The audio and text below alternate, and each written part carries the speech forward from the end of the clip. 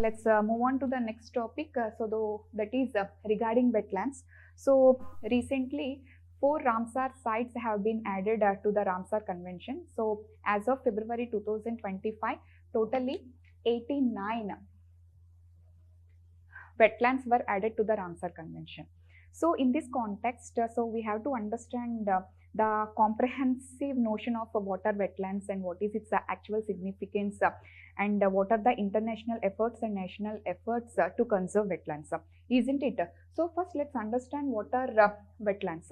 So actually these wetlands are the transitional zones between complete terrestrial ecosystems and the aquatic ecosystems. So as we already know, so for let us assume it is a terrestrial ecosystem, and if it is an aquatic ecosystem,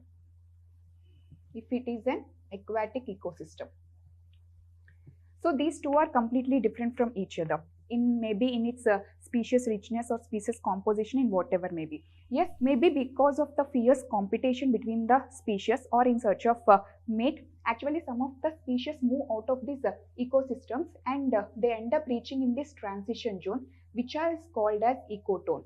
Means this zone is not completely terrestrial nor completely aquatic region. Okay, it is a transition zone which is called as ecotone, and this zone is, as we already know, it is very much rich in biodiversity because these species are very much adaptable to the mixed conditions of terrestrial ecosystems and the aquatic ecosystems. Yes, so and this phenomenon is also called as edge effect, and the species which are residing in this particular ecotone are called as edge species, and these ecotone zones are generally known as wetlands. Yes, so these are not completely water bodies nor these are not completely terrestrial bodies. Okay, so we can easily say that wetland is an area where a significant part of it is actually covered with water for a significant part of the year, or the water which is present at or near the surface of the land, isn't it? Okay, so there may be examples of wetlands are numerous examples we can take it. For example, estuary is an wetland. Okay, so delta is an wetland. Wetlands may be natural or man-made. For example, dam is an wetland. Okay, lake is an wetland. Mangroves is an wetland. So these all are examples of different wetlands. So now we have to understand the significance of wetlands. So why we are reading this wetlands and what is its significance? So first of all, we have to understand it is the major carbon sink source. Okay, these are carbon sinks. Carbon sinks. What do you mean by carbon sink? So see here, so first of all you have to understand the nature of this ecotone. So for example, let us take, it is an area, it is a land and it is covered with water. Yes, it is covered with water. Generally there will be porosity for the soil. Yes, the pores will be present in the soil for the exchange of the gases, isn't it? Okay, but as the soil is covered with the water, as it is filled with water, the pores are completely filled with water. As a result, there will be no exchange of gases will be taking place in this area. Okay, as a result, oxygen is unavailable in this particular soil, which means that anaerobic conditions are setting in place. Okay, so these wetlands are the zones of anaerobic conditions because of absence of oxygen. Anaerobic conditions. So what is the significance of this anaerobic conditions? When anaerobic conditions set in, generally the organic matter will not get decomposed completely. Okay, as there is lack of oxygen, the microorganisms will not proliferate enormously. As a result, so generally microorganisms growth doesn't take place enormously. Okay, and moreover decomposition does not take place completely. As a result, the organic matter, which is partially decomposed organic matter, still remain intact in this area for millions, trillions of years.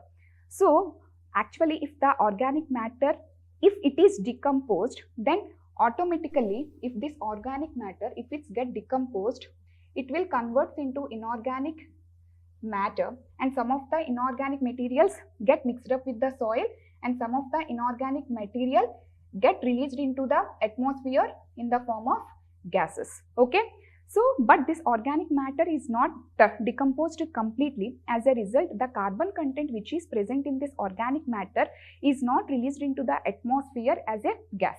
As a result, the carbon is not released into the atmosphere and they are get stored in this particular wetland itself only.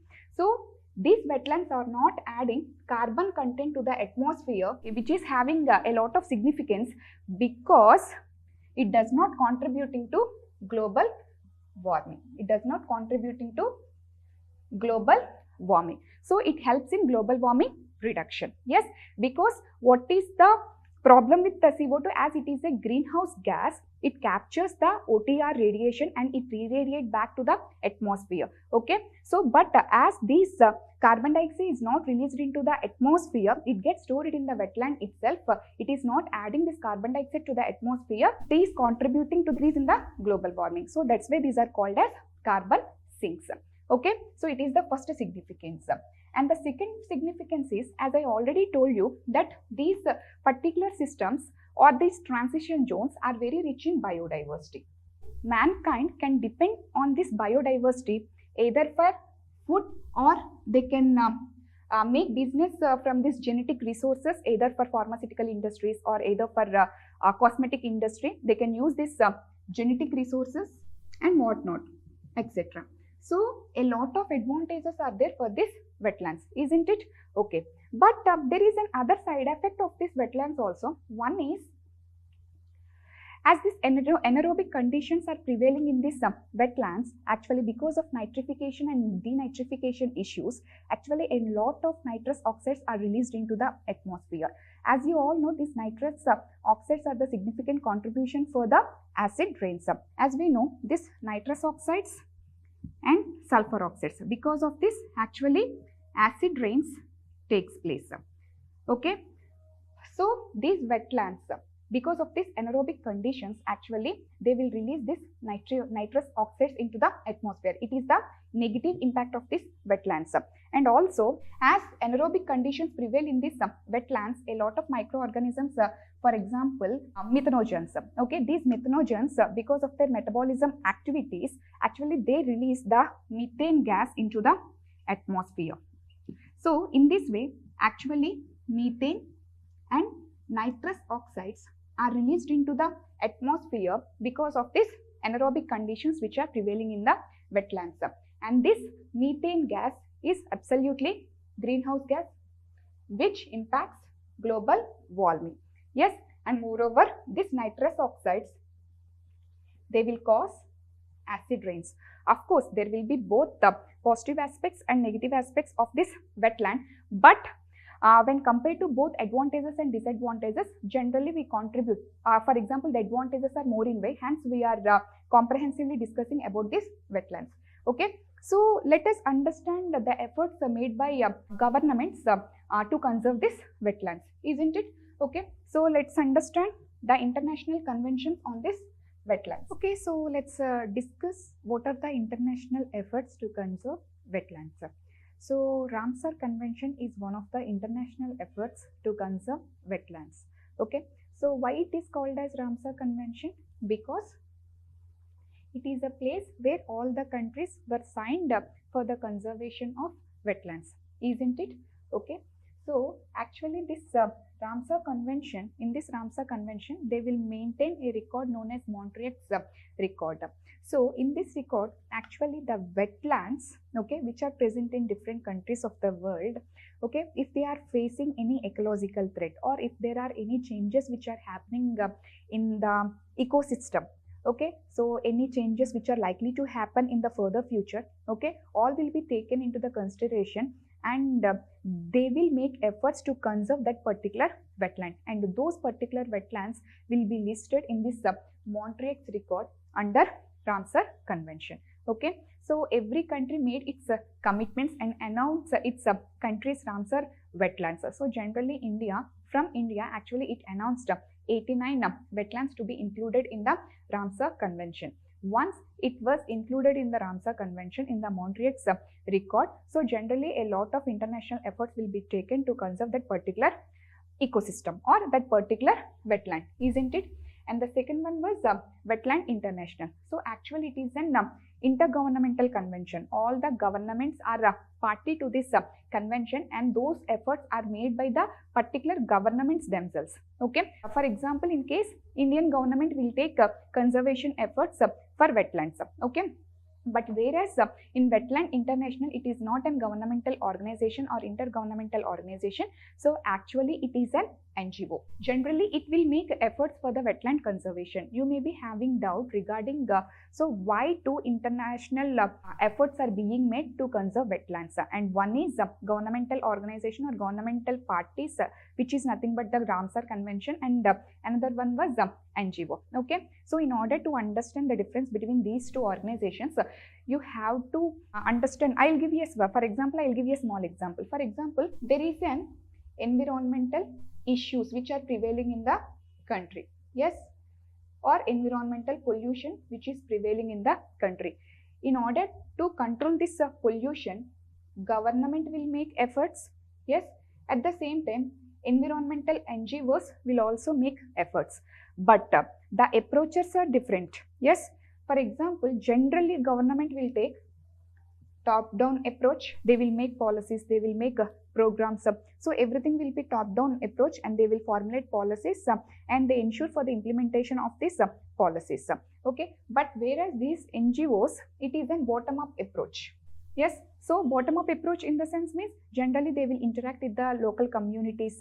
Okay, they can able to understand the realities of the local communities, the issues of the wetlands. For example, simple ga Telugulo cheppali ante, so a local communities issues enti, a wetlands yokka major problems enti, ela threaten avutundi. For example, if the wetlands get degraded, how the local communities will be impacted, how their livelihoods will be impacted. So everything issues will be in reality known by these NGOs. The government officials cannot go deeper into those levels, and they can make efforts, isn't it? So even though their agenda, their goal was same, but the approaches are different, isn't it? In the same way, this Ramsar Convention, it is an intergovernmental convention. Here the governments are making efforts to conserve wetlands, but whereas this Wetland International is an NGO, okay, so they are also doing efforts for the conservation of wetlands, but whereas the approach was different. They will make scientific research, they will do analysis, okay, they will take data, and they will do research. If the wetlands are getting degraded, what is the impact? Everything scientific research will be done by these NGOs, and this particular research analysis will be given to the Ramsar Convention. So generally COP conferences, conference of parties, will be held for Ramsar Convention, isn't it? So in this conference of parties, so generally in this convention, when all the parties were invited, even international wetland, okay, that is Wetland International is also invited, and as an NGO, it submits its report to this Ramsar Convention. What steps need to be taken, what are the issues, everything report will be submitted to the Ramsar Convention, and based on this analysis, even this intergovernmental organizations, every government, based on this report, they'll also take an informative decision. Okay, so this is the major contribution of Ramsar Convention and Wetland International regarding wetland conservation. Next, what are the efforts made by Indian government to conserve wetlands? And the first one is regarding India, what are the Indian efforts? Okay, so we are having Wetland Conservation and Management Rules of 2010 and Wetland Conservation and Management Rules of 2017.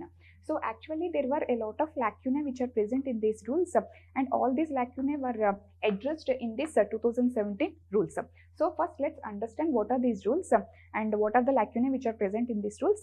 Later we can able to understand how these are addressed in 2017, isn't it? Okay. So what are the provisions which are made in 2010 wetland rules? So the first one is, according to these rules, actually these rules were framed according to Environment Protection Act of 1986. As you all know, Environment Protection Act of 1986 is the umbrella act to tackle all the environmental related issues, isn't it? It talks about pollution, it talks about biodiversity conservation and whatnot. It deals with all environmental issues. Okay, so based on this act, actually these rules were laid down.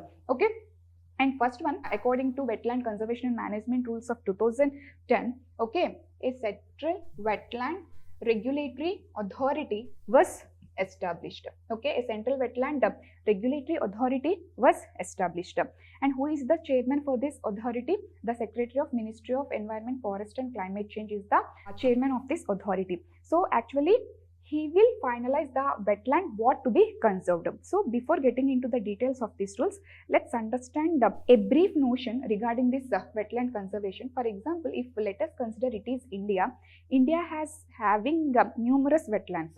Okay, so n number of wetlands we are having, and all need to be conserved in fact. Okay, because they are facing a lot of issues. Actually those all the particular wetlands are getting degraded. A lot of exploitation was going on. All need to be conserved, but actually, okay, among these wetlands only certain wetlands are preserved under this wetland conservation and management rules of 2010. Okay, so among these wetlands, okay, some wetlands are conserved according to Ramsar Convention, which was signed in 1971. Okay, so again I am repeating, India is having a lot of wetlands. Actually there is conservation efforts are needed to conserve all these wetlands, but despite that, among them only few wetlands are conserved according to these rules. And even in these wetlands, for example, only some wetlands will be conserved as per the provisions of Ramsar Convention of 1971. Okay, so see here, wetland, how this particular wetlands will be conserved, and how a particular person notifies only that particular wetland will be conserved. Okay, so generally the state government, for example, let us take Andhra Pradesh, and Andhra Pradesh government want to conserve one or two wetlands, which typically like that particular government thought it should be conserved, and the exploitation is going on very rapidly. Okay, so then it sends a detailed report regarding this wetland to the central government, that is this Central Wetland Regulatory Authority. So a detailed report will be sent to this Central Wetland Regulatory Authority, and that particular chairman will examine the entire report, and if he feels it was necessary, then he gives approval for the conservation of that particular wetland. So then automatically that wetland will be conserved under these rules. But what is the lacuna is, actually these wetlands, okay, only central level authority body was established, but whereas state level authority body was not established and local level authority body was not established. For example, let us assume it is a lake.